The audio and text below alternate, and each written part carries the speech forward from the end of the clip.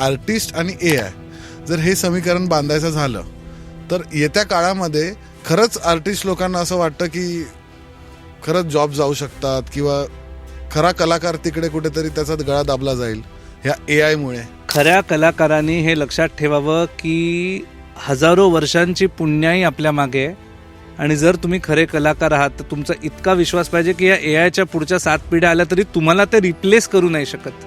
बरोबर, कारण हे जर आपण बिलीव्ह नाही करणार तर मग समोर ताकद आहेच तेवढी की आपण जरा वीक पडलो की मग समोर ते हावी व्हायचा प्रयत्न करेल. पण हे आपण विश्वास ठेवणं महत्वाचं आहे की वी आर इनविन्सिबल. आपण अजिंक्य आणि अजय आहोत हे कलाकारांनी विश्वास ठेवला पाहिजे. आणि हे मी फक्त म्युझिकबद्दल बोलत नाही, मी डिझाईन जिथे कुठे AI तुम्हाला वाटतंय की तुमचा जॉब घेईल तर तुम्ही AI पेक्षा जरा स्मार्ट व्हा, AIचा वापर करायला शिका. ते फार गरजेचं आहे. मग ह्याचा म्युझिकली काय वापर होऊ शकतो असं वाटतं तुला की जो चांगल्या प्रकारे वापर आपण करू शकतो? पूर्वी स्कोअर काढायला मेहनत लागायची, तो स्कोअर ते तुम्हाला काढून देत. म्हणजे AIला तुम्ही तुमची कारकून कामं सांगा सगळी, बी स्मार्ट.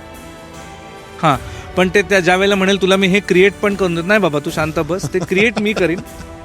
आणि हे समोरच्यांनी पण रिस्पेक्ट केलं पाहिजे की तुम्हाला AI तोपर्यंतच काम करतं जेव्हा एखादा जिता जागता माणूस त्यात डेटा टाकतोय.